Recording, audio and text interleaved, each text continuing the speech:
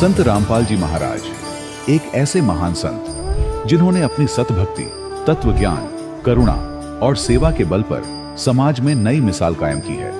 संत रामपाल जी महाराज की अगुवाई में उनके सभी सतलोक आश्रमों से समाज कल्याण के अद्भुत कार्यों ने समाज को सुनहरे भविष्य की एक नई उम्मीद दिखाई है।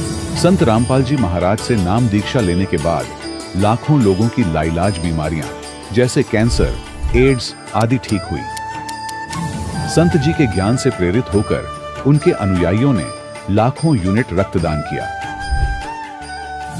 संत जी ने लाखों बहन बेटियों का दहेज मुक्त विवाह करवाया।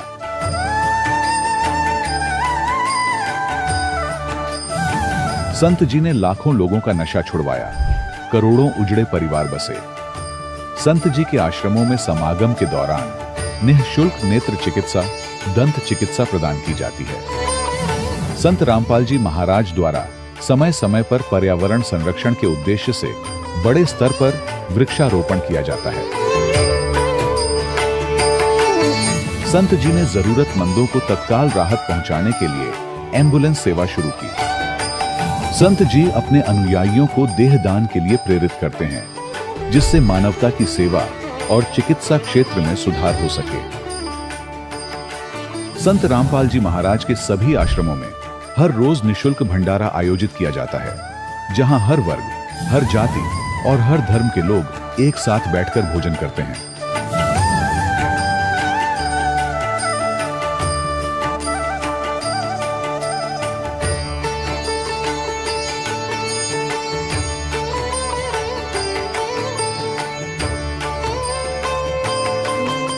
संत रामपाल जी महाराज की अन्नपूर्णा मुहिम ने गरीब और बेसहारा लोगों के जीवन में एक नई ऊर्जा और उम्मीद को जन्म दिया है।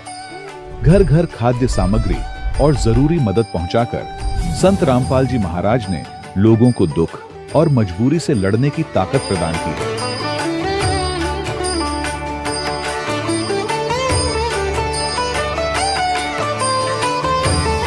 संत रामपाल जी महाराज द्वारा गरीब लोगों के लिए घर बनवाने का अद्भुत कार्य एक ऐसी मिसाल कायम कर रहा है जो सदियों सदियों संत जी की उदारता और दया भावना के तौर पर जाना जाएगा।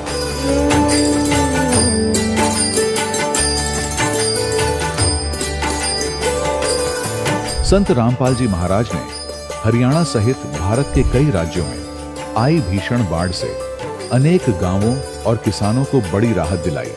तत्काल लाखों फुट पाइप और हजारों मोटर उपलब्ध कराकर किसानों के खेतों और गांवों में भरे बाढ़ के पानी को बाहर निकालकर उनको नया जीवन दान प्रदान किया। आज संत रामपाल जी महाराज को किसानों के मसीहा के तौर पर देखा जा रहा है। जगह जगह उनके लिए सम्मान समारोह आयोजित हो रहे हैं। संत रामपाल जी महाराज के आश्रम में हजारों बुजुर्गों को सम्मान और प्यार के साथ जीवन जीने का अवसर मिलता है। उनके खाने, रहने और स्वास्थ्य की पूरी जिम्मेदारी संत रामपाल जी महाराज उठाते हैं। अनाथ बच्चों के लिए संत रामपाल जी महाराज के सभी आश्रम किसी वरदान से कम नहीं। यहाँ उन्हें शिक्षा, संस्कार और भविष्य के लिए बेहतर अवसर प्रदान किए जाते हैं। चाहे बाढ़ हो, भूकंप या महामारी, संत रामपाल जी महाराज और उनके अनुयायी हमेशा ही जरूरतमंदों के लिए सबसे आगे खड़े रहते हैं।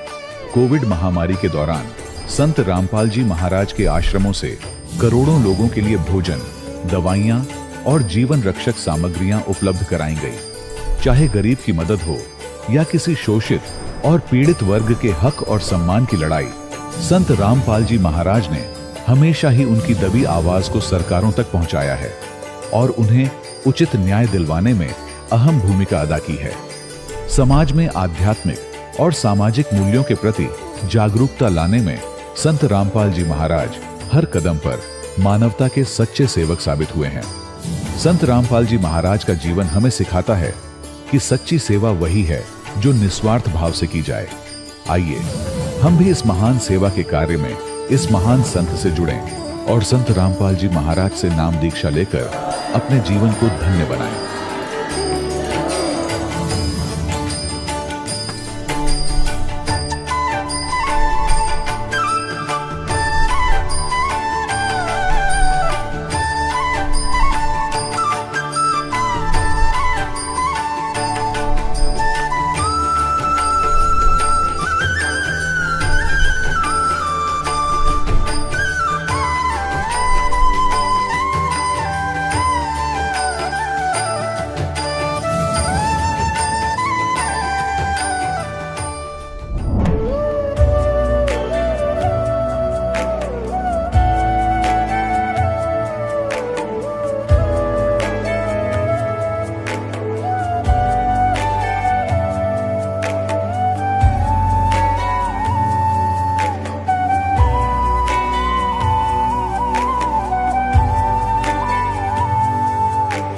जब लग गुरु मिले न साचा, तब लग गुरु करो 10 पांचा। क्या गुरु बदल सकते हैं? क्या गुरु बदलने से पाप लगता है? अध्यात्म के इस मैदान में आखिर सही गुरु कौन है? गीता जी में वर्णित तत्वदर्शी संत कौन है? इन सभी प्रश्नों के उत्तर जानने के लिए अवश्य सुनिए जगत गुरु तत्वदर्शी संत रामपाल जी महाराज के मंगल प्रवचन। सत साहिब दर्शकों, मनुष्य जीवन भर शांति और सुख की तलाश में परंपरागत भक्ति साधनाओं को अपनाता है, लेकिन जब अपेक्षित सुख और मानसिक चयन नहीं मिलता तो वह धीरे धीरे मानसिक तनाव का शिकार हो जाता है। दर्शकों, ऐसी ही कहानी थी पंजाब के रहने वाले रमेश जी की। रमेश जी ने बचपन से ही हिंदू धर्म में प्रचलित सभी प्रकार की भक्ति साधनाएं अपनाई, लेकिन इसके बावजूद भी इन्हें परेशानियों और बीमारियों से कभी मुक्ति नहीं मिली। जब हिंदू धर्म में की जाने वाली पारंपरिक साधनाओं को करने से रमेश जी को कोई राहत नहीं मिली, तो इन्होंने राधा स्वामी पंथ और ब्रह्मा कुमारी पंथ का भी दरवाजा खटखटाया, लेकिन अफसोस वहां से भी इन्हें केवल निराशा ही हाथ लगी। लेकिन दर्शकों, आज रमेश जी का कहना है कि जब से मैंने संत रामपाल जी महाराज से नाम दीक्षा ली है, तब से मेरे जीवन की दिशा और दशा दोनों ही बदल गई हैं। अब मुझे वास्तव में यह ज्ञान हुआ है कि इस संसार में सच्चा सद्गुरु कौन है। दर्शकों, आखिर लाखों लोग अलग अलग पंथों को छोड़कर संत रामपाल जी महाराज की शरण क्यों ग्रहण कर रहे हैं? इसके पीछे की सच्चाई क्या है? आइए सुनते हैं रमेश जी की कहानी उन्हीं की जुबानी। सर, क्या नाम है आपका? रमेश दास। कहाँ से आए हैं सर आप? जलंधर से हैं। क्या काम करते हैं? मैं ऑफिसर हूँ यहाँ इंश्योरेंस कंपनी में। सर, संत रामपाल जी महाराज से नाम दीक्षा आपने कब ली? मैंने गुरुजी से जो दीक्षा है 28 फरवरी 2013 से ली। आप संत रामपाल जी महाराज से नाम दीक्षा लेने से पहले क्या भक्ति साधनाएं करते थे? सर, उससे पहले हम देवी देवताओं की भक्ति करते थे। 1980 से मैं राधा स्वामी पंथ से भी जुड़ा हुआ था। 92 में जब शादी हुई के बाद जो मेरे मिसेज था ब्रह्म कुमारी जाती थी, उसमें भी मैं वहाँ पे उनके साथ जुड़ा हुआ था। आप राधा स्वामी पंथ से जुड़े हुए थे, वहाँ पर आपने कितने साल तक साधना की? मैंने वहाँ पे सर 80 से लेके 2013 तक वहीं पे जाता रहा था। मतलब 33 साल तक आप राधा स्वामी पंथ में रहे? स्वामी थे और ब्रह्म कुमारी के बाद 92 के बाद ब्रह्म कुमारी में जाते रहे थे। 33 साल तक आपने राधा स्वामी पंथ में साधना की, उसके बाद आप ब्रह्मा कुमारी पंथ में भी जुड़े। फिर आप संत रामपाल जी महाराज की शरण में कैसे आए? ये हमने टीवी पे वो सत्संग देखते थे, मिसेज महाराज देखते थे। मैं तो अमृतसर में पोस्टर था, तो ये जब देखते थे फिर हमने वहाँ पे आपका एक मैसेज आता है भी, जो ज्ञान गंगा पुस्तक हमने मंगवाई, उनको फिर पढ़ने के बाद तो मिसेज बोली, फिर वहाँ पे हम चले गए थे। वहाँ पे उस पर हमने नामदान लिया। सर, ज्ञानगंगा पुस्तक के बारे में बहुत सारे श्रद्धालु जिक्र करते हैं। ऐसी ज्ञानगंगा पुस्तक में कौन सी वो विशेष बातें आपको लगी जिसको पढ़कर आप अट्रैक्ट हुए कि हाँ, अब मुझे संत रामपाल जी महाराज को अपना गुरु बनाना चाहिए? उसमें ऐसे था, पहले तो हम जितने भी देवी देवता की भक्ति करते थे, शिव जी की भी जब भक्ति करते तो वो देखते थे भी शिव जी खुद अपनी सारी उम्र भक्ति करता रहा, लेकिन किसकी करता रहा ये कहीं भी उसका नहीं था। ठीक है, तो ये जब हमने ये चीज़ पढ़ी, इधर से ज्ञान गंगा पढ़ी, सृष्टि रचना, हम पहले अपनी कॉलेज लाइफ में ये देखते थे ये सृष्टि रचना कैसे हुई कैसे नहीं हुई, लेकिन पता ही नहीं चल रहा था कैसे नहीं हुई थी। जब किसी भी बुक्स में आप देख लो, गीता गूता में कहीं भी ऐसी नई चीज़ मिल रही थी।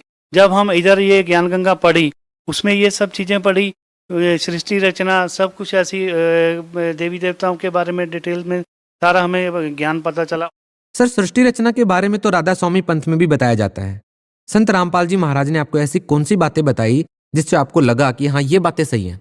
नहीं, उसमें राधा स्वामी पंथ में इतना डिटेल में नहीं बताया, उसमें तो ऐसे नहीं था, लेकिन इसमें शुरू जैसे ज्ञान गंगा में एक एक चीज़ बताई है विद उनके अथेंटिकेशन प्रूफ ने, ये जो वेद हम जिनको बेसिक अपना बताते हैं, लेकिन और कहीं किसी भी धर्म में ऐसी कोई चीज़ है नहीं है, कोई लॉजिक ही नहीं बताता, कोई मतलब अथेंटिकेशन कोई बताता ही नहीं। हम आपसे ये भी जानना चाहते हैं कि संत रामपाल जी महाराज के ज्ञान में और राधा स्वामी पंथ के ज्ञान में आपको क्या क्या भिन्नताएं नजर आती हैं? उसमें ऐसे था, हम पहले तो मैं बताता हूँ अपने भी, जब जो नए गुरिंदर जी आए हैं, ठीक है, हम वहाँ पे जाते थे तो शुरू में जब हम सेवा करते थे वहाँ पे लंगर सेवा करते थे तो उसमें ज़्यादा कुछ हमें इतना पता नहीं चलता था, हम छोटे बच्चे थे ऐसे उससे भी कर रहे थे। जब हम थोड़ा बाद में जब पढ़े हुए गुरिंदर जी जब नए अभी इस समय जो यहाँ के प्रचारक हैं वह राधा स्वामी जी के हैं, वो तो बाद में हमें पता चला ये तो एक बिजनेसमैन है। वो पहले भक्ति तो की नहीं, क्योंकि जो भक्ति करने वाले होते हैं वो तो उन लोगों को बचपन से ही लगन होती है, जो क्योंकि वो जो जैसे अपने गुरु गोविंद जी थे, गुरु नानक देव जी से, सब कबीर साहब से, सबसे वो शुरू से ही करते थे। सर ये वाणी में आता है कि सोई गुरु पूरा कहावे जो दो अक्षर का भेद बताए। सर ये दो अक्षर क्या हैं? क्या यही वो दो अक्षर है जो मंत्र संत रामपाल जी महाराज देते हैं? हाँ जी, वही तो बताते हैं, और किसी में हमें कभी पता ही नहीं चला कहाँ पे दो मंत्र का जो ज्ञान था हमें यहीं से पता चला है।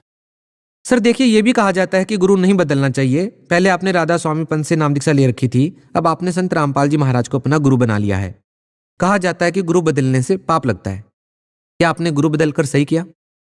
ये तो ऐसे है, गुरु जब हमें पूरा सेटिस्फेक्शन ही नहीं होगा तो हम उसमें क्या, उसमें तो हमें कोई बुराई नहीं आएगा गुरु में चेंज करने में। जैसे मैं अपने बेटे की बात बताता हूँ कि कहीं से जैसे कोई ट्रीटमेंट करवा रहा है, ठीक है, अगर वहाँ पे सेटिस्फेक्शन नहीं होती तो मैं दूसरी जगह चल करवाऊंगा। सर क्या विशेष कारण था कि आपको संत रामपाल जी महाराज की शरण में जाना पड़ा? ऐसे एक तो ये था भी वहाँ पे जितने भी जो आध्यात्मिक जो ज्ञान था वो मुझे कहीं भी नज़र नहीं आता था, ठीक है। सेकेंडली ये जो था, यहाँ पे जब मैंने ज्ञान गंगा पुस्तक पढ़ी इसमें मुझे बहुत चीज़ें मिली। ये पहले ऐसे थे जो संत सब कुछ बताते थे, जो एक जितनी भी नशा वाली चीज़ें हैं खाने पीने की, वो पहले ये बोलते थे जब तक ये चीज़ें तुम छोड़ोगे नहीं मैं आपको अपनी शरण में नहीं लूँगा। ये मुझे कहीं भी नहीं आज तक मिला। देखिए, संत रामपाल जी महाराज की शरण में जो भी जाता है उसको कोई ना कोई लाभ जरूर होता है। बहुत से लोगों की कैंसर तक की बीमारियां ठीक हुई हैं। सर आपका क्या अनुभव रहा है? कि आपकी जो बात का बिल्कुल सही है। मुझे आध्यात्मिक ज्ञान बहुत हुआ है, जो मैं सारी उम्र देखता रहा, कभी इधर कभी उधर कम घूमता रहा। और उसका दूसरी जो है, एक बंदे को मुझे फिजिकल बेनिफिट्स हुआ है। मेरी जो शुगर थी 400 के करीब होती थी, मैं सर्विस करता था अमृतसर में, गिर जाता था 15 दिन में या महीने में गिर जाता था, कोई उठाता नहीं था। तो फिर जब से ये अपना गुरुजी का नामदान लिया उसके बाद मेरी अभी शुगर भी बिल्कुल नियर अबाउट 130-135 है, और मैं आज तक कोई मेडिसिन भी नहीं खाता। उसके बाद दूसरा जो मुझे फाइनेंशियल क्राइसिस था, मेरे घर का अभी मकान नहीं बन रहा था 2-3 साल से, और मैंने अभी अपना मकान भी बना लिया। गुरुजी की असीम कृपा है, वो अभी कोठी बना ली हुई है, कोई दिक्कत नहीं है। आप कुछ रिपोर्ट्स लेकर के आए हैं, इनमें क्या है? ये सर ऐसी था, ये मेरे बेटे की प्रॉब्लम थी, उसको कैंसर हो गया था, जो मुझे अमृतसर से भी पता चला है, और जो अमृतसर हॉस्पिटल है गुरु रामदास हॉस्पिटल, वहाँ से भी, और CMC वगैरह में उसमें कैंसर का है। क्या रिपोर्ट आई? उसमें जो कैंसर के सिम्टम्स थे। सर क्या है इन रिपोर्ट्स में? डॉक्टर ने क्या रिपोर्ट दिया? इसमें सर ये है, मेरे बेटे का गले में ना थोड़ा, इसमें थोड़ा क्लॉट से, लेकिन जब मैंने ये हॉस्पिटल है गुरु रामदास चैरिटेबल हॉस्पिटल, इसमें उन्होंने बोला था भी आपके इसमें वो कीमोथेरेपी होगी। तो कीमोथेरेपी बड़ी खतरनाक चीज़ होती है, 3-3 बंदे उसको उठाना पड़ता है। फिर उसके बाद ये CMC में है, CMC में भी उसका ये ट्रीटमेंट चल रहा था। CMC में उसमें जो उनका अभी जो ट्रीटमेंट किया था, जस्ट लाइक रेडियोथेरेपी किया था, भी वो कह रहे थे भी ये कुछ ज़्यादा ना हो, और कुछ अभी तक बेटा बिल्कुल ठीक है। ये देखना चाहे मेरे पास जब मर्जी आ जाए। मेरा मोबाइल नंबर है 9463052890, और जलंधर में है, जब भी रिंग करो मैं आपके पास कहीं भी बोलो ये अपनी रिपोर्ट्स लेके आ सकता हूँ। सर आपके बेटे का कैंसर ठीक हो गया, क्या आपके जो पड़ोसी हैं, जो आपके रिलेटिव हैं, क्या वो प्रभावित हैं? क्या वो मानते हैं कि वास्तव में संत रामपाल जी महाराज में शक्ति है? नहीं, बिल्कुल ये सही बात है, मानते हैं, लेकिन हमारे मैं अपनी बताता हूँ, हमारे घर में 14 फैमिली मेंबर्स हैं, वो टोटली राधा स्वामी में है, ठीक है। लेकिन कुछ ऐसे हैं वो हम लोगों को थोड़ा वो ये कहते हैं अभी ये तो उधर चले गए हैं, दूसरे में चले गए हैं, लेकिन उन लोगों को पता है हमारी क्या पोजीशन से अब हम कैसे हैं। कुछ ऐसे बंदे होते हैं, कुछ अपने शर्म की हमारी वो दूसरी जगह जाना नहीं चाहते। हम भी अपने घर में लगाते हैं ये गुरुजी का सत्संग, सुबह रिमेनिंग अपना सुबह का पाठ होगा, नित्यनेम होता है, रिमेनिंग होती है, शाम को भी जो करते हैं आरती करते हैं, हम ऊंची आवाज़ में लगाते हैं। चलो ऐसे होता है, बंदा जब भी किसी दूसरी जगह में जाता है, हर एक बंदे का एक लाइफ में टर्निंग पॉइंट होता है। बंदा जाना तो चाहता है, लेकिन उसके अंदर कुछ विकार होते हैं, शर्म की मारी वो दूसरी जगह नहीं जा रहे। मैं इस धर्म में जा रहा हूँ तो दूसरे वाले मुझे क्या कहेंगे। लेकिन एक जिंदगी में एक जाता है बंदा, एक टर्निंग पॉइंट होता है लाइफ का। सर, आप भगत समाज को क्या संदेश देना चाहते हैं? भगत समाज को यही संदेश देना चाहता हूँ, यहाँ पे हमारे टीवी पे सत्संग आता है, अगर आप लोगों को कुछ डाउट है, लोगों की शर्म के मारे या पड़ोसियों के मारे ये नहीं बताना चाहते भी हम ये मतलब गुरुजी जो कोई ज्ञान दे रहे हैं, मतलब हम लोगों को, मुझे उन लोगों को अच्छा लग रहा नहीं आ रहा, कम से कम एक काम करें, अपने आप को सेटिस्फाई करने के लिए एक ज्ञान गंगा बुक्स मंगा के देखो, उसका कोई पैसा नहीं लगेगा। जस्ट लाइक एक SMS कीजिए, वहाँ पे जो आता है सत्संग उस पर एक नंबर डिस्प्ले होते हैं 3-4, तो आप उन पर एक जस्ट लाइक मैसेज डाल दो विथ अपना फुल एड्रेस, वो आपको बुक मिलेगी। लोगों के सामने नहीं पढ़ना है, छुप के पढ़ लो, कोई दिक्कत नहीं है। अगर आपकी मन की कोई शंका है, पहले किताब पूरी पढ़ो, शंका भी अपने आप आपकी पूरी हो जाएगी।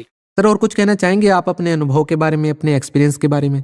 नहीं, बस यही कहना चाहता हूँ भी मेरी तो भगत इनसे, अपने पब्लिक से यही, सब समाज से यही है भी चलो दुनिया में तो ये सब चलता है, धर्मगुरु तो बहुत हैं, लेकिन ऐसा ज़िंदगी में कहीं और कोई मिलेगा नहीं जो विद ऑथेंटिकेट। हमने तो ज़िंदगी में ये सब जो सुने थे, ये वेद होते हैं, 4 वेद कुरान होते हैं, कभी देखा नहीं था।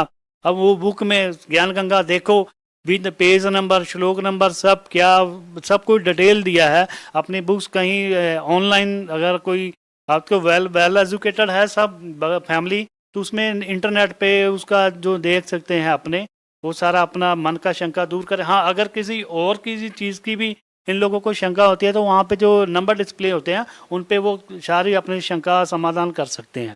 सर, बहुत बहुत धन्यवाद। सत्संग दर्शकों, अभी आपने सुने संत रामपाल जी महाराज से दीक्षा प्राप्त करके सुखी हुए भक्त के अनुभव। अब देखिए जगत गुरु तत्वदर्शी संत रामपाल जी महाराज के मंगल प्रवचन। गगन में आग लगी बड़ी भारी, भाई ब्रह्मा जल गया, विष्णु जल गया, यो शंकर जला लटाधारी। परमात्मा ने इतनी बात कही थी, लागे नुकड़े कड़े देखे, लगे सुन ले सारी। परमात्मा ने सारा कुछ बता दिया। 3 देव की जो करते भक्ति, उनकी कदे ना होवे मुक्ति। गुण 3 की भक्ति में ये भूल पड़ो संसारे, कह कबीर निज नाम बिना कैसे उतरो पार। मालिक ने सुनाया सत्संग कि ये 3 लोक के चौधरी हैं, एक विभाग के मालिक हैं। इनके पिता ज्योत निरंजन काल है, इनसे ऊपर एक और अक्षर ब्रह्म है, अक्षर ब्रह्म से ऊपर परम अक्षर ब्रह्म है। उस परम अक्षर ब्रह्म परमेश्वर का संदेश लेकर आया हूं, उससे पूर्ण मोक्ष होगा। ये ब्रह्मा विष्णु महेश भी नासवान है।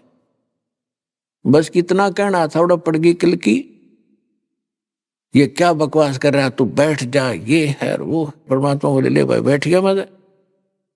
इतने में एक गया राजा के पास, उन्हीं में से साधु संतों में से एक राजा, एक ऐसा निकम्मा आदमी आया है और हमारे हिंदू देवताओं की बेइज्जती करता है। वो मुसलमान दिखाई देता है, वहां बेइज्जती कर दी सारी सभा में, हमारे साथ हमारी तो नाक काट दी। राजा ने कहा, एक नौकर भेजा, सिपाही छड़ीदार बोला उन्हें, लठाड़े ने डंडा लेके, अगला उसको पकड़ के उसको बुला के लाओ। लेकिन राजा डरा करते थे, साधु संत के खसा नहीं करते।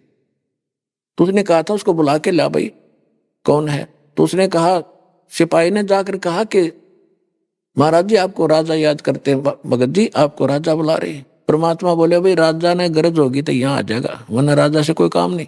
राजा को मेरे से काम है तो यहाँ आ जाए।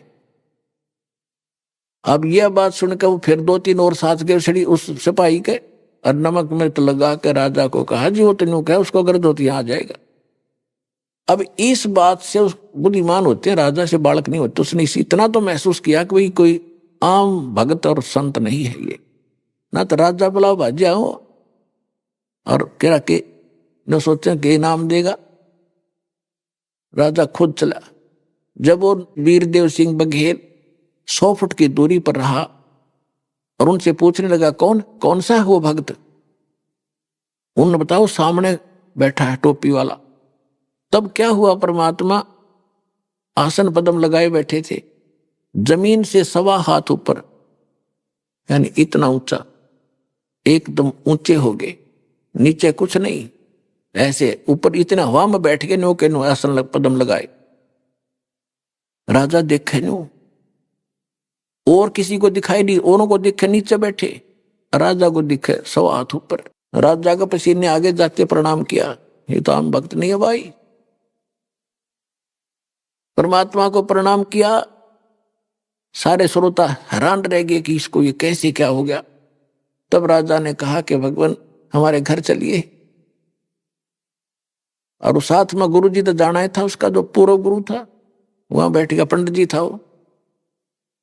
तब पूछा कि जी आप बताइएगा, आप कैसे कहा कि ब्रह्मा विष्णु महेश के ऊपर भगवान है, ये है वो है। परमात्मा बोले ये कौन है? ये मेरे गुरु जी हैं। किस जाति से? ब्राह्मण है। राजा ने कहा ब्राह्मण है। ब्राह्मण है तो वेद गीता और पुराणों को जानते होंगे। हाँ जी, चारों वेदों गीता और पुराणों को मैं कंठस्थ याद किए है। तो ब्रह्मा विष्णु महेश के माता पिता मैं बताता हूं, और इनमें देख ले तेरी पुस्तकों। देवी भागवत में 3 स्कंद में लिखा है, विष्णु जी स्वयं कहते हैं कि तुम शुद्ध स्वरूपा हो, सचित्र मोटा टाइप। गीता प्रेस गोरखपुर से प्रकाशित में आज के दिन दास बता रहा है, उसमें परमात्मा ने वैसे बताया, वो तो संस्कृत में थी, उससे में ज्यादा। और विष्णु जी स्वयं कहते हैं कि हमारा तो जन्म और मृत्यु होता है, हम अविनाशी नहीं है। राजा ने कहा देख पंडित जी। पंडित जी ने देखी, पुस्तक उड़द रही थी। नो पता भी गलत बोलते राजा तेरी गर्दन कटवा देगा, सच्ची बुलवाई सारी। फिर परमात्मा ने बताया कि शिव पुराण में देख, विष्णु की उत्पत्ति लिखा है कि ब्रह्म रूपी सदाशिव काल से और दुर्गा से इनकी विष्णु जी की ब्रह्मा की उत्पत्ति हुई और शिव की उत्पत्ति हुई। उसमें विद्वेश्वर संहिता के अंदर देख, उसने सारा देखा। हाथ जोड़ लिया पंडित जी ने, अगजी तो फरिश्ता है, ताणक नहीं है। मैंने इतने दिन हो गए इसको पढ़ते, कभी मेरी बुद्धि में नहीं आई ये बातें यहाँ लिखी है, हमारी आंखें बंद कर रखी थी, सारी सच्ची लिखी है भगवान। हम भी धोखे में था, महाराज जी मैंने आपको मिसगाइड किया, मैं क्षमा चाहता हूँ। ये होते हैं ब्राह्मण के काम, ब्राह्मण सोच जो ब्रह्म पहचाने, और जान बुझ साची तजय करे झूठते ने, अर्थता की संगत है प्रभु स्वप्न में भी ना दे। ये दुष्ट लोग जो 10-15 वर्ष से कूक रहा है, देख लो रहे संत ग्रंथों में क्या लिखा है, देख लो रहे संतो, तुम देखो जब संगत मानने की। अब ये देख रहे हैं, सबको मालूम हो चुका है कि सच्चाई ये है, लेकिन अपने एम के कारण नहीं आ रहे हैं, तो दुश्मन है भगवान के संगत संसार के। और ब्राह्मण और संत वो होता है जो सच्चाई को माने, क्योंकि वो भी भगवान के लिए तो निकले हैं, उनको परमात्मा चाहिए। ये महिमा सदा नहीं रहेगी, आश्रम सदा नहीं रहेंगे, एक दिन छोड़ कर जाएंगे, फिर गधे की ओर नहीं पाओगे जितने नकली संत और पंथ हैं।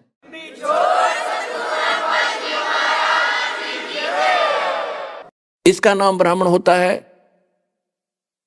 ब्राह्मण थे रामानंद जी। पहले तो परमात्मा के साथ खूब वाद विवाद किया था, जब परमात्मा ने दाना दाना गिन दिया। विद्वान पुरुष थे, सब कुछ देखा, फिर भी ना पेटा बरा थोड़ा बहुत कि मैं समाधि लगाता हूं। परमात्मा ने कहा कि लगा समाधि। जहां वो अंतिम समय स्थान था उसका इस ब्रह्मांड के अंदर, वहां पहुंच गया। परमात्मा ने बताया कि ये है तेरा स्थान, और जब तेरी मृत्यु होगी, जब आप जाओगे लेफ्ट साइड में, वहां 3 रास्ते हो जाते, त्रिवेणी है त्रिकुटी से आगे, और सीधा रास्ता ये ब्रह्मरंध्र है। ये तेरे किसी मंत्र से नहीं खुलेगा, मेरे पास वो मंत्र है जिससे ये खुलेगा। परमात्मा ने उच्चारण किया, ब्रह्मरंध्र खुला। तब स्वामी रामानंद जी को ऊपर ले गए, फिर ऊपर के सारे लोग दिखाए, सतलोक दिखाया। वहां अनंत कोट ब्रह्मांड के सिंहासन पर कबीर साहब वो 5 वर्ष के बालक जाके विराजमान हो गए, और सब वहां ब्रह्मा विष्णु महेश जैसे करोड़ों खड़े वहां हाथ जोड़े मालिक के सामने। इस अतिथि को देख करके रामानंद जी की आत्मा को वापस भेजा। सामने 5 वर्ष का बालक बैठा, वही कबीर दुल्हा चरणों में गिर गया। 105 वर्ष का ब्राह्मण, और समाज को एक तरफ पटक दिया और शरण लिए परमात्मा के। तो ब्राह्मण सोए जो ब्रह्म पहचाने, ब्राह्मण वही पंडित वही होता जो भगवान को पहचान ले, समाज को की ओर नहीं देखे, भगवान की ओर ही देखे। तो वीर सिंह बघेल ने नाम ले लिया, उसके उस गुरु ने भी दीक्षा ले ली। अब वो उस ब्राह्मण की दूसरे ब्राह्मण नहीं माने, उसको जात से डाल दिया। अब उसको ज्ञान हो गया परमात्मा का कि भाड़ में जाओ ऐसा समाज जो भगवान से दूर करे। परमात्मा के सूक्ष्म ज्ञान में लिखा हुआ है, परमात्मा कहते हैं रतन जड़ाऊ मंदिर है, मंदिर माने महल, रतन जड़ाऊ मंदिर है, यानी पूरे महल में जैसे हम चिप्स चाप्स लगाते हैं ऐसे सारे में ये रतन लगे हों। रतन जड़ाऊ मंदिर है और लख योजन स्थान, जिसकी लाख योजन, एक योजन में 4 कोस, एक कोस में 3 किलोमीटर, जिसके 12 लाख किलोमीटर का क्षेत्र उसके अंतर्गत आता हो। इतना बड़ा वो प्रभावशाली प्रभु बना हो और उसके महल के अंदर रतन लगे हुए हों सारे में। रत्न जड़ाऊ मंदिर है और लख योजन स्थान, सकट सगा न भेटियो तय हो इंद्र समान। कहते परमात्मा सकट तो ईसा रिश्तेदार भी नहीं मिला जो इतना धनवान और जो भगवान से दूर करे, हमने उसकी जरूरत नहीं है। सकट सगा यानी रिश्तेदार रिलेटिव ना चाहिए, चाहे वो इंद्र स्वर्ग के राजा जैसा भी क्यों ना हो। टोटे में भक्ति करे सोए सही सपूत, ये मायाधारी मस्करे ना जाने कितने जा लिए ऊत। अब क्या बताते हैं परमात्मा, वीरदेव सिंह बघेल ने दीक्षा ले ली, प्रथम मंत्र दिया। अब हम क्या करते हैं, मंत्र ले लेते हैं। प्रथम मंत्र तो एक फर्स्ट एड सी है आपकी, इससे आपकी आस्था भावना देखी जाती है कि इससे आप लग गए, इसे आपने परमात्मा का सच्चे ढंग से मर्यादा में रह के भक्ति करी तो परमात्मा आपको पूरा सहारा देगा, तो आप भक्ति से जुड़ जाओगे। उसके बाद फिर सतनाम दिया जाता है। अब वीरदेव सिंह बघेल को प्रथम नाम देकर परमात्मा चले गए और उसको बताया कि इस मंत्र का डेली ये 5 नाम दिया करते शुरू में, जो आपको 7 नाम अब दिए जाते हैं, ये बीच बीच के 5 नाम हैं जिनका गुरु ग्रंथ साहिब में जिक्र है। 5 नाम धनकार धुन, वो ये मंत्रों की धुन है, क्योंकि प्रत्येक ये ब्रह्मा विष्णु महेश शिव ये जितने हमारे भगवान हैं, देव हैं, इस शरीर के अंदर बने हुए कमलों में इनका दृश्य स्थल है और ये ऊपर अपने लोक में रहते हैं। जैसे टीवी के अंदर हम देख सकते हैं उस चैनल को ऑन करके वहां का कार्यक्रम, ऐसे ही यहाँ विद्यमान इनसे संबंधित है, तो इनका जाप करना। उसके बाद सतनाम देते हैं। तो कुछ दिनों के बाद परमात्मा गए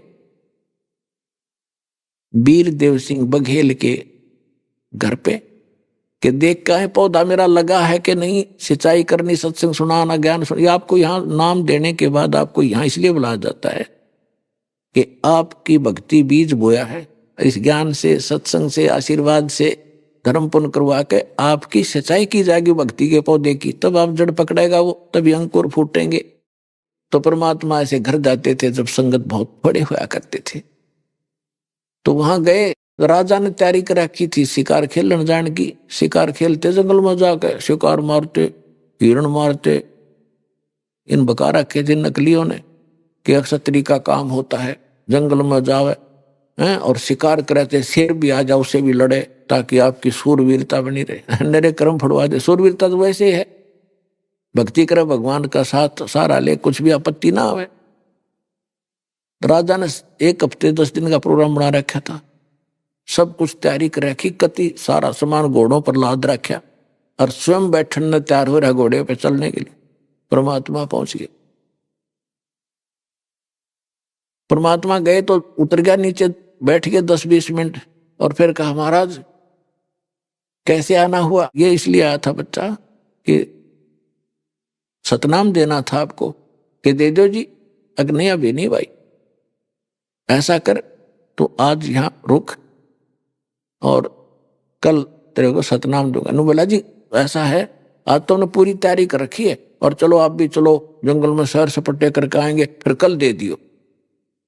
परमात्मा बोले मैं तो जाया नहीं करूं, जाता नहीं ऐसी पिकनिकों में, हमारी तो पिकने भगवान के भजन किया, कितना बैठ के कर, पर नहीं मान्या। नहीं जी चलो जी। परमात्मा बोले मैं चलूंगा ना, पर तुम्हें शिकार कोई नहीं मिलेगा।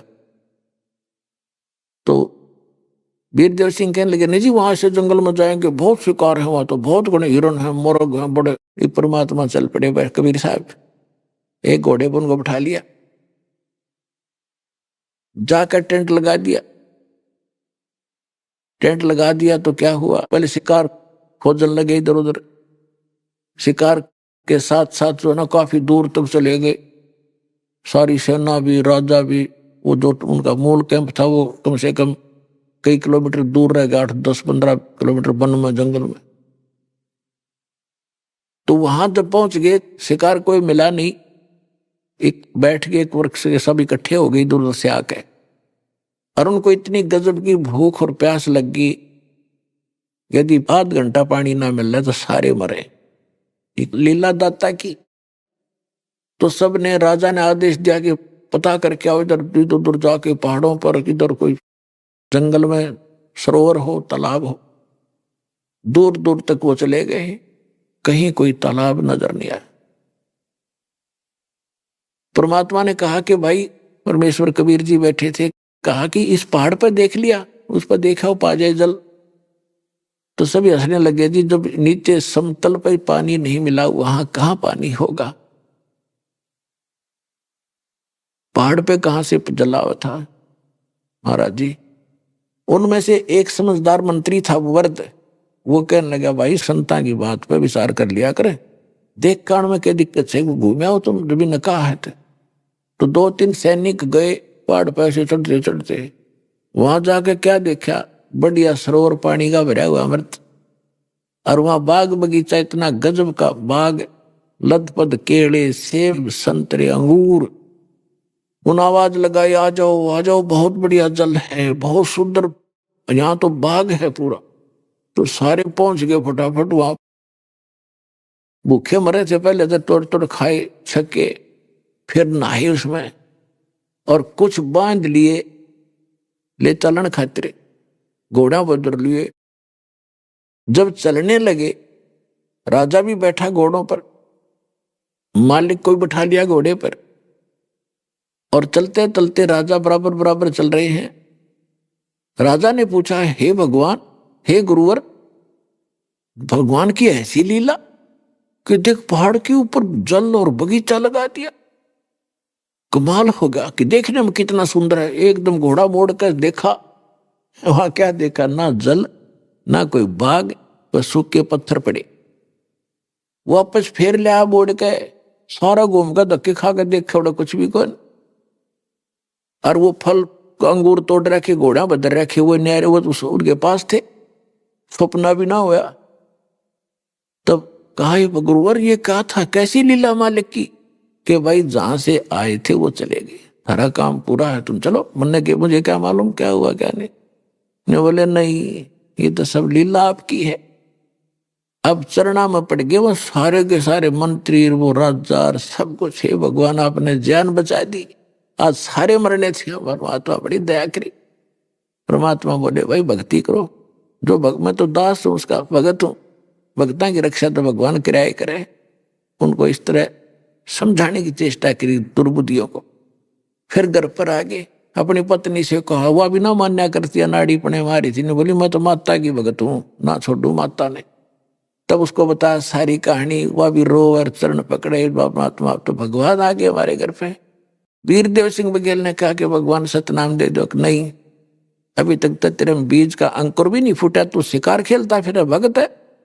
खबरदार, आज के बाद शिकार खेला है या ऐसी बकवास करी है तो दोनों कान पकड़ लिए, और आपके अक्षेत्र में प्रतिबद्ध लगा दे, कोई शिकार नहीं खेलेगा। लज लगा दिया। परमात्मा बोले प्रथम दोबारा मंत्र लो और फिर सतनाम दूंगा। अपने आत्माओं फिर जब लगे वो भक्ति करने तन मन धन से, फिर परमात्मा आए 2-4 महीनों के बाद। उनसे पूछा, बेटा भक्ति करते हो जी? और कुछ दिखाई नहीं देता, आपका दिया हुआ ये मंत्र डेली जाप करता हूं। तो परमात्मा ने, कबीर साहब ने सतनाम दिया उसको। अब उसके साथ साथ काशी में और भी बहुत से भक्त परमात्मा के हो गए थे कबीर साहब के। एक चंद्रप्रभा नाम की पंडितानी थी, विधवा हो गई थी, उसका एक बेटी थी और वो परमात्मा से उपदेश ले रखा था। हम ऐसे बौले हैं, अनजान हैं, हम भगवान को नहीं पहचान पाए, इसी कारण से हम धक्के खा रहे हैं, कोई लाभ मिल नहीं रहा और भक्ति भी करते रहे। अब कुछ दिनों के बाद क्या हुआ, वीरदेव सिंह बघेल को ये पता चल गया था कि सार नाम भी बता रखा गुरुजी ने, सतनाम तो मिल गया, तो कहा भगवान सार नाम भी दे दो। परमात्मा बोले भाई सार नाम के योग्य होगा तब दूंगा। 5-7 वर्ष के बाद फिर परमात्मा बोले भाई एक काम करें, तेरे को मैं सार नाम दूंगा लेकिन मुझे उसमें एक ऐसे वस्त्र की आवश्यकता पड़ेगी। पड़ती नहीं, वैसे मालिक ने वो उसकी परीक्षा करनी थी, उसकी आंखें खोलनी थी, एक तीर से 2 शिकार करने थे। तो क्या कहा कि एक तेरी गुरु बहन है, चंद्रप्रभा नाम है, और ऐसे ऐसे उसके पास एक साड़ी है, साड़ी जैसे उसने वो साड़ी बताऊं कैसे बनाई है, अपने आंगन में बाड़ी बोई कपास का पौधा और गंगा जल से अपने सिर पर नंगे पैर लाकर उसको सींचा है और उससे कपास बनाई। कपास बनाकर वो रुई बनाई लोड का अपने हाथों से उसने काता है और अपने हाथों से उसने कपड़ा बुना है। उससे उसने एक धोती तैयार कर रखी है, साड़ी। वह तू साड़ी ला दे उस अपनी बहन से और फिर मैं तुझे सार नाम दे दूं। राजा ने कहा जी धन्य, बहुत अच्छा। अब राजा ने सैनिक भेजे कि बहन को कहो ऐसे ऐसे राजा आ रहा है। परमात्मा बोले तो खुद जाना लेने के लिए। और भाई ऑर्डर नहीं, अकना जी मैं जाऊंगा, मैं तो भगवान चाहिए। संदेशा भेजा उस बहन के पास। सैनिक चल ही पड़ते हैं, पहले ही पता लगते राजा वहां जा रहे, तो जाके कह दिया बहन ऐसे ऐसे राजा आ रहे हैं, वीरदेव सिंह जी। वो उसको ये मालूम था भगत है हमारा, ठीक है कोई बात ना भाई, आ जाएगा। क्या बात हुई आज गरीब के घर पर राजा आवे। कुछ मन में दुख भी था कि राजा लोग बेसिक भक्ति करते हैं पर इनकी बुद्धि साबित ना होती, नीयत साफ नहीं होती, कोई गड़बड़ ना हो जाए। फिर भी वो जलसा डांटना पड़े, मजबूरी थी, अलग से आसन लगा दिया। राजा पहुंच गया, बैठ गया, हाथ जोड़ के खड़ी होगी कि महाराज बोलो क्या आदेश है। बहन एक प्रार्थना है, आदेश नहीं है, मैं आपका भाई, आप मेरी बहन, गुरु बहन भाई हम, और बैठ जाओ आप भी। मैं एक आपसे एक वस्तु मांगन आया हूं, बहन नाटिए बचना। अब उस बहन ने कहा कि देखो आप राजा, हम रैयत आपकी प्रजा है, राजा का अधिकार पूरी प्रजा पर होता है, आपका सब कुछ है, मैं आपको नाट कैसे सकती हूं, पर ऐसी चीज ना मांगियो जो मुझे नाटना पड़ जाए। तब उसने कहा कि ठीक है बहन, मैंने सार नाम लेना गुरुजी से, और गुरुजी ने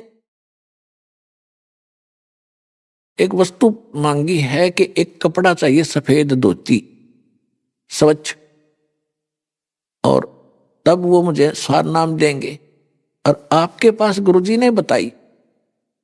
तो वो लड़की बोली, बहन बोली महाराज जी मेरे पास तो घनी साड़ी दरी है, या भी कोई बात, तो 2 ले जाओ, 10 ले जाओ। वो राजा बोला नहीं, आपने जो साड़ी अपने हाथ से ऐसे ऐसे बनाई है, अपने आंगन में बाड़ी का पौधा उगा के, वह साड़ी मंगवाई है भगवान ने, गुरुजी ने, वो चाहिए है। चंद्रप्रभा कहने लगी भाई देख यह साड़ी तो मैं नहीं दूं। राजा ने पूछा आप क्या करोगी, कि मैं इसको अपने भगवान जगन्नाथ के चढ़ा खाऊंगी, जगन्नाथपुरी में जाके। मेरा एक एक प्यार का, उसके प्रति प्यार का तार इसके अंदर मैंने पिरो रखा है। राजा बोला बहन अगर ये साड़ी मुझे नहीं देगी तो मुझे सार नाम नहीं मिला, मेरा जीवन नाश होगा।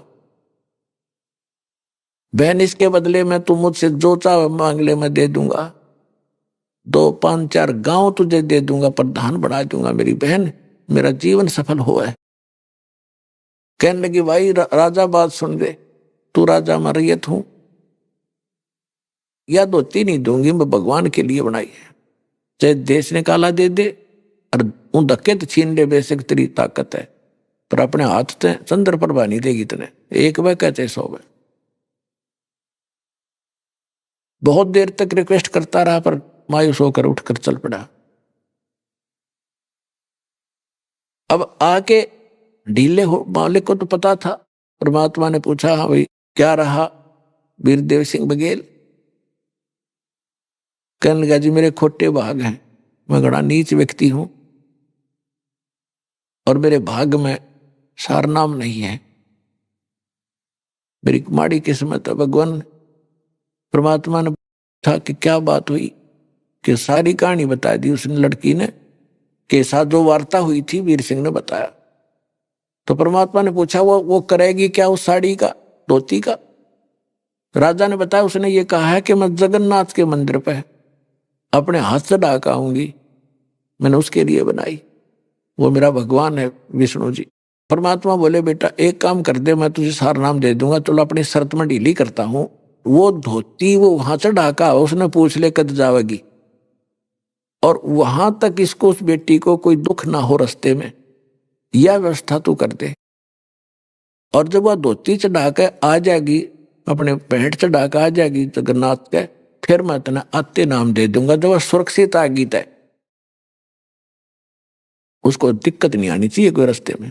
राजा की खुशी का ठिकाना नहीं कि अपनी बहन ने बैलगाड़ी में रथ में बैठा दूंगा, जैसे कहेगी वैसे भिजवा दूंगा, पालकिया में भिजवा दूंगा, 10 सैनिक साथ भेज दूंगा बॉडीगार्ड रूप में, ये तो बात मेरे हाथ में है। तो उसी समय उसने सिपाहियों को भेजा और पूछा कि कब जाएगी बहन, और सारी बात बता दी। उसने बताया चंद्रप्रभा ने कि भाई मैं जाऊंगी, राजा को बोल दो फलाना दिन पूर्णवासी को वहां चढ़ाऊंगी जा करके, या जो भी दिन उसने बताया। उस सैनिकों ने बताया कि राजा ने कहा कि आपके साथ हम सैनिक चलेंगे अपनी बहन की सुरक्षा के लिए, गुरुदेव का आदेश है, और कहो तो आपको रथ में बैठा कर ले चले। वो बोली नहीं, पैदल जाऊंगी मैं, तो आते समय तो बेसिक बैठ लूं, पर जाते समय जाऊंगी पैदल। तो राजा ने खाने पीने की व्यवस्था एक अलग से करके सैनिक साथ भेज दिए, ऊंट पर लादा या बैलगाड़ी में, जैसे भी। अब वो चल पड़े, वो बहन चली गई नहा धोकर सुबह सुबह, और वो थाली में रख के वह साड़ी, और पहुंच गई जगन्नाथ की जहां मूर्ति बनी हुई, 3 मूर्तियां दास भी देख कर आया था, भक्तों को दिखा कर लाया था। मैं कहा इन पत्थरा न पूज के हम मोक्ष चाहते हैं। और उस मंदिर के साथ जगन्नाथ के मंदिर की स्थापना में कबीर परमात्मा की विशेष योगदान है, वो आपको बताया है कई बार, इसलिए भक्तों को दिखाने के लिए दास गया था कि सच्चाई है। तो जब अंदर गई वो बहन चंद्रप्रभा, और आंखों में आंसू भर के भगवान के चरणों में धोती धर के ने बोली, है भगवान इस दासी किया तुझ बैठ स्वीकार करना। वो साड़ी वहां से उठी और बाहर प्रांगण में आके गिर गई, और आकाशवाणी हुई कि हे महामूर्ख, जगन्नाथ तो काशी में बैठा है कबीर, और तू आ गई यहाँ पत्थर पूजन, और जाके उसको दे दे, उसके चरणा में पड़ जा, वो जगन्नाथ आया हुआ है। जगन्नाथ का अर्थ नहीं श्री कृष्ण जो सारी सृष्टि का मालिक स्वामी हो, उसको जगन्नाथ कहते हैं। अब वो बहन वहीं से रोने लगी थी कि मैं कितनी मामूर्ख हूं, ये भगवान में समझने से कि गुरु जी आपको, हे परमात्मा आप कैसी मारे हो, हे परमात्मा मैं पापड़ हूं, मैंने कितना अपराध कर दिया। वहां से लगी थी रोने। साथ में सैनिक साथ गए थे, उन्हें सारी घटना देखी, और 10, 15, 20 दिन में वापस आए हुए। उस दिन भी परमात्मा वीर देव सिंह बघेल के घर पर पहुंच गया कि इसका सामने सांग करूंगा सारा। अब पहले पता करा कबीर साहब की झोपड़ी पर, वहां से पता चला कि राजा के घर गए हैं, तो सारे के सारे सैनिक भी, बेटी भी, बहन भी वीर देव सिंह बघेल के घर पहुंचे। राजमहल में परमात्मा बैठे आस, वो धोती को उठा के लाई थी सर पे धर के, मालिक के चरणा में रख के रोन लाग रही बुरी तरह। अब बोल नहीं पा रही थी। राजा ने सोचा मेरी किस्मत बाड़ी, अरे बहन को कोई आपत्ति होगी, और ये सैनिक कहाँ चले गए थे निकम्मे, इन क्यों ना रक्षा करी इसकी, देख के बात बनी क्यों रो रही है बहन, इसको कोई दिक्कत आई है रास्ते में। अब मुझे सारनाम नहीं मिला। उसने एक सैनिक को बुलाया, क्या हो गया इसको? उन्होंने बताया जी कुछ नहीं हुआ, बहन को सुरक्षित ले गए, सुरक्षित लाए। और उसने सारी कहानी बताई जिसने वहां धोती चढ़ाई जाके जगन्नाथ के मंदिर में, और इस बार धोती वहां से उठकर बाहर आंगन में गिर गई। और आकाशवाणी हमने सुनी कि जगन्नाथ तो वो कबीर नाम से बैठा है तो काशी के अंदर, तू यहाँ धक्के खाना ही ना लग, तने शर्म नहीं आई, ले जा इस धोती को वहां उठाकर धर दे उसके चरणों में। अब राजा का पन लग गया, रोई तो भगवान बैठे थे, हम मूर्ख हैं, है पहचान नहीं सके। तो परमात्मा कहते हैं गुरु मानस कर जानते ते नरक ये अंध, और हुए दुखी संसार में फिर अग गई उनके बंद।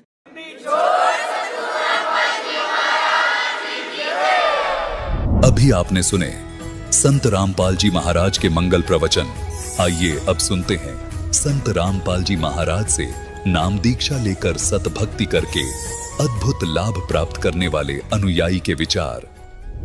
मनुष्य अपने जीवन में जब कष्ट और दुखों से घिर जाता है तो वह तलाश करता है भगवान की, और जब उसे भगवान की प्राप्ति नहीं होती तो वह दरवाजे खटखटाता है धर्म गुरुओं के। दर्शकों, ऐसी ही कहानी है इंदौर की रहने वाली दीपिका रावल जी की। दीपिका जी हिंदू धर्म में प्रचलित सभी भक्ति साधनाएं किया करती थीं, लेकिन फिर भी इन्हें अपने जीवन में सुख शांति नहीं मिल रही थी। दर्शकों, जब पूजा पाठ से कोई राहत नहीं मिली तो दीपिका जी ने सहारा लिया राधा स्वामी पंथ का। लेकिन अफसोस, दीपिका जी को राधा स्वामी पंथ से भी खाली हाथ लौटना पड़ा। दीपिका जी का कहना है कि मेरी जिंदगी तब बदली जब मुझे संत रामपाल जी महाराज की शरण मिली। दर्शकों, आखिर दीपिका जी ने राधा स्वामी पंथ को छोड़कर संत रामपाल जी महाराज की शरण क्यों ग्रहण की?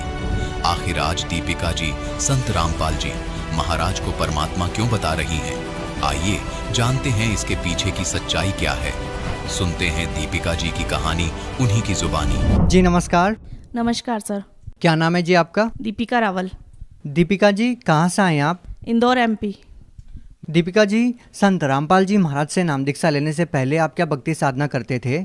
संत रामपाल जी महाराज की शरण में आने से पहले हिंदू धर्म में होने के कारण जितने भी पूजा पाठ होती है, जितने 30 त्यौहार होते हैं, जैसे कि नवरात्रि है तो दुर्गा जी की व्रत करना, उनकी पूजा करना, श्रावण है तो शंकर भगवान की पूजा करना, जितने भी वार त्यौहार होते हैं उसके अलावा श्राद्ध निकालना, ये सब हम करते थे। और मेरे मम्मी पापा 25 साल से राधा स्वामी पंथ से जुड़े हुए थे, तो उनके सत्संग में जाना, उनकी जो भी भक्ति भाव है वो सब हम किया करते थे। ये जो पूजाएं आप करते थे और आपने गुरु भी बना रखा था, आपके पिताजी राधा स्वामी पंथ से जुड़े हुए थे, तो फिर आप लोगों को संत रामपाल जी महाराज से नाम दीक्षा लेने की क्या जरूरत आन पड़ी? क्योंकि हम जहाँ पहले जुड़े हुए थे वहाँ से हमें कोई भी लाभ ही नहीं मिला। जैसे हमारे घर की और मेरे पापा का बिजनेस बहुत अच्छा था, अच्छा खासा चल रहा था, लेकिन वो भगवानों की पूजा करते करते वो बिजनेस एकदम ठप हो गया। हमारे घर में मतलब ऐसी हालत हो गई कि शाम को अगर खाना है तो उसका भी घर में राशन नहीं था कि हम शाम को क्या खाएंगे। और वहाँ सत्संग में हम जाते थे, लेकिन हमको एक दिन पहले ही किराए का अरेंजमेंट करना पड़ता था कि अगर कल जाना है सत्संग में तो हमारे पास किराए के भी पैसे नहीं होते थे। तो फिर आपको संत रामपाल जी महाराज के बारे में कैसे पता लगा? संत रामपाल जी महाराज के बारे में हमारे घर के पास में संत रामपाल जी महाराज के एक शिष्य है, उन्होंने मेरे पापा को ज्ञान गंगा पुस्तक दी और मालिक का ज्ञान समझाया उन्होंने। फिर पापा ने वो सत्संग सुना, ज्ञान गंगा पुस्तक पढ़ी और जो भी अपने वेद है, गीता है, उनसे सबसे मिलान करा। उन्होंने 6 महीने बिना घर में बताए केवल संत रामपाल जी महाराज का सत्संग सुना। उनको जब पूरा ज्ञान हो गया कि ऐसा ज्ञान, ऐसा निर्मल ज्ञान तो हमें कहीं मालूम ही नहीं था, फिर उन्होंने 2012 में संत रामपाल जी महाराज से नाम दीक्षा ली। दीपिका जी, जैसे कि आपने बताया कि आप और आपका पूरा परिवार 25 साल से राधा स्वामी पंथ से जुड़ा हुआ था और अब आप लोगों ने संत रामपाल जी महाराज से नाम दीक्षा ले ली है, तो हम आपसे ये जानना चाहेंगे कि संत रामपाल जी महाराज जी के ज्ञान में और राधा स्वामी पंथ में जो आप लोगों ने ज्ञान सुना, उसमें आपको क्या भिन्नता नज़र आती है? सर, वो तो पूरी की पूरी ही अलग थी। उसमें तो उनको सुबह 2 घंटे 2.5 घंटे पाँव पे बैठ के करना पड़ता था। उसके अलावा वो गीता जी का पाठ भी करते थे। और जब हम संत रामपाल जी महाराज के शरण में आए तब हमें पता चला कि वो जो हम 25 साल से कर रहे थे वो तो व्यर्थ था। हमने अपने ज़िंदगी के 25 साल पूरे गवा दिए। और संत रामपाल जी महाराज की शरण में आने से पता चला कि ये ज्ञान, ये सा ज्ञान तो कहीं देखा ना कभी सुना।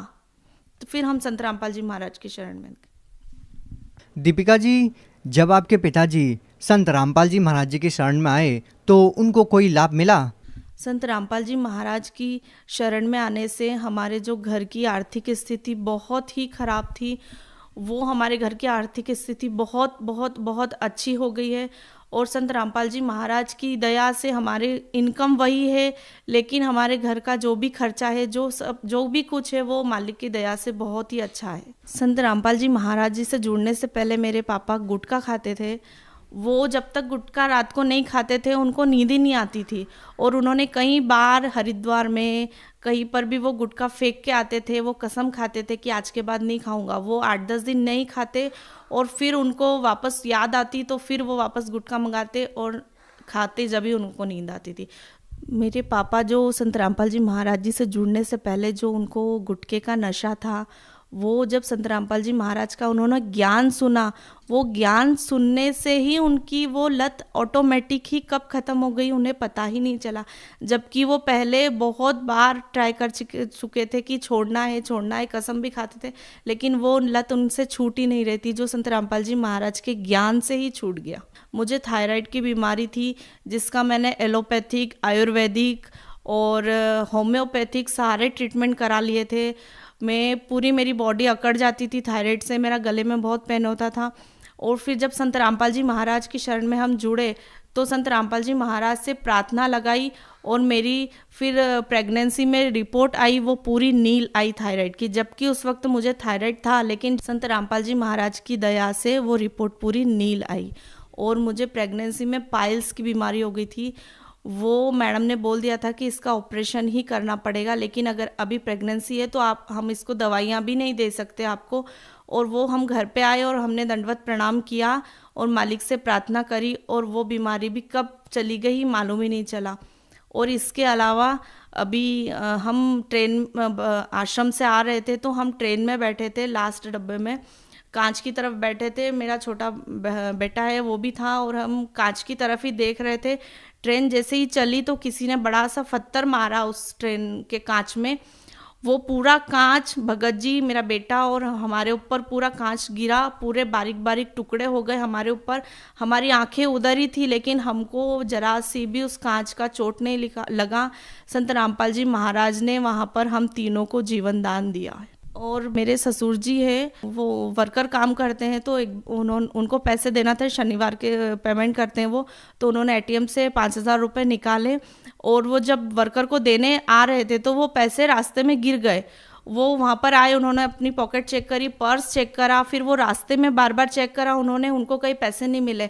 और उनको रात को कहीं बाहर जाना था, तो वो फिर डबल से उन्होंने बोला अभी, तो फिर वो डबल से गए, एटीएम से डबल से 5,000 रुपये निकाले और सब को दे दिया। फिर वो घर पे आए, उन्होंने घर पे कोई जिक्र नहीं करा और वो नाइट में चले गए।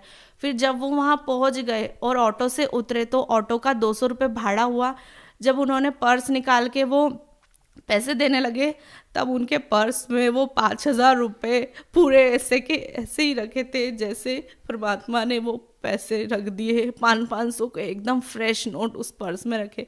फिर वो घर आए, घर पर आके उन्होंने हमको सारी चमत्कार बताया। और एक बार उनका इंदौर के नोवेल्टी मार्केट में उनका नया मोबाइल ही खरीदा था, वो मोबाइल गिर गया। फिर घर पर आके हमने 2 दिन तक मोबाइल लगाया, फ़ोन बंद था। फिर हमने परमात्मा के आगे प्रार्थना लगाई कि मालिक फ़ोन लिया है अभी और इतना वो भी नहीं है। और वो फ़ोन बस हमने प्रार्थना लगाई। उसके पहले हम 2 दिन से डेली ट्राई कर रहे थे, वो बेल नहीं बज रही थी। बस मालिक से प्रार्थना करी और हमने फ़ोन लगाया तो वो फ़ोन बज गया। और फिर उन्होंने, जबकि जिसके पास था उसके मन में भी वो आ गया था कि ये फ़ोन मैं रख लूँ, लेकिन उसने जब चालू करा तो उसमें मालिक का फ़ोटो आता है फ्रंट में। मेरे ससुर जी ने मालिक का फ़ोटो लगा रखा था, तो पता नहीं उसको क्या हुआ। तो उसने बोला नहीं, ये जिसका फ़ोन है वो आएगा और लॉक खोलेगा तो मैं उसको दे दूँगा। फिर वो हमने फ़ोन करा तो उन्होंने बोला ठीक है, आप आइए, आपका फ़ोन ले जाइए। और जब मेरे ससुर जी वो फ़ोन लेने गए तो उन्होंने फटाक से लॉक खोल दिया, तो उन्होंने फिर ये फ़ोन उनको वापस दे दिया। और मेरे भगत जी है, वो उन्होंने बचपन से अभी तक राजस्थान के गुरुकुल में वेद की पढ़ाई करी है। उन्होंने पूरा वेद, यजुर्वेद की पढ़ाई करी है, उनको पूरा वही था। लेकिन फिर जब वो संत रामपाल जी महाराज का उनने ज्ञान सुना, तब उन्हें पता चला कि हम जो अनुष्ठान करा रहे, हम खुद पंडित होके जो पूजा पाठ करा रहे, वो सब व्यर्थ है। ये तो हम बस अपने रोजी रोटी के लिए झूठ बोल के लोगों को मतलब ऐसे ही पागल बना के हम अपनी कमाई कर रहे हैं, जबकि उसका कोई लाभ नहीं है। और भगत जी, ये मेरे बेटे की रिपोर्ट है, विनायक नर्सिंग होम की रिपोर्ट है ये। उसको नॉर्मल उल्टियाँ हो रही थी, तो हमने ऐसे ही डॉक्टर को दिखाने हम गए, तो डॉक्टर ने उसे एडमिट कर लिया। तो हमने सोचा चलो ठीक है। और फिर जब उसका ट्रीटमेंट करा उन्होंने, जब रिपोर्ट वगैरह आई, तो उसमें उसको इन्फेक्शन आया पेट में और उसका CRP बहुत बड़ा हुआ आया। लेकिन बेटा एकदम स्वस्थ था। फिर हमने परमात्मा से प्रार्थना लगाई, संत रामपाल जी महाराज से हमने प्रार्थना करी, और अगले ही दिन हमने छुट्टी का बोला डॉक्टर को।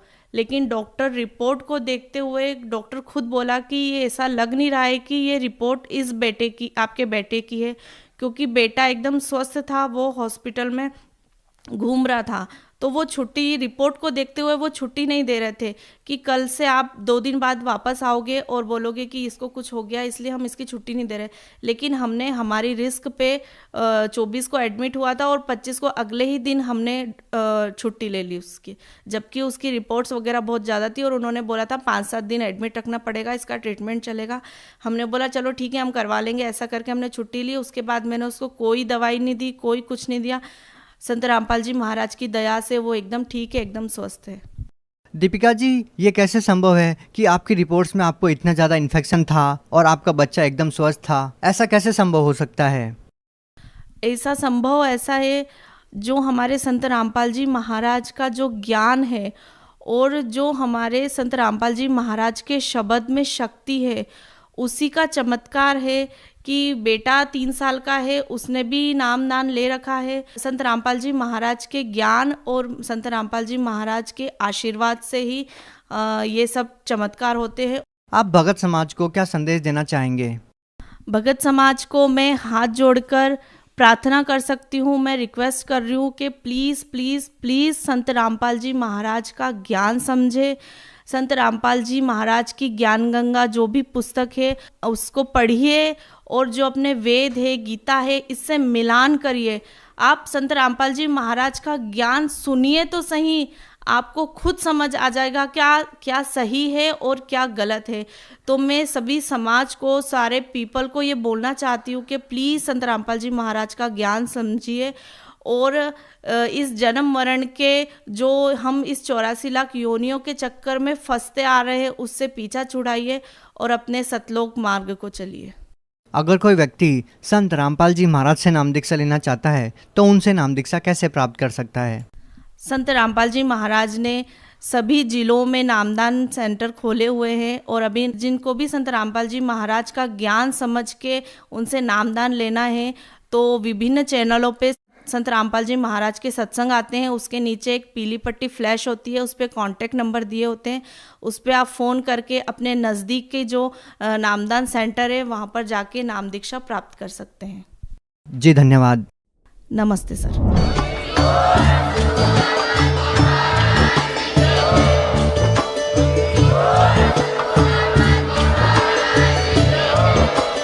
आप सुन रहे थे जगत गुरु तत्वदर्शी संत रामपाल जी महाराज जी के मंगल प्रवचन। अधिक जानकारी के लिए विजिट कीजिए हमारी वेबसाइट www.jagatgururampalji.org। संत रामपाल जी महाराज जी के शुभ आशीर्वाद से पूरे विश्व भर में 500 से भी ज्यादा नाम दीक्षा केंद्र हैं, जिन पर संत रामपाल जी महाराज जी द्वारा ऑनलाइन निशुल्क नाम दीक्षा दी जा रही है। अपने नजदीकी नाम दीक्षा केंद्र का पता करने के लिए संपर्क करें 8222880541।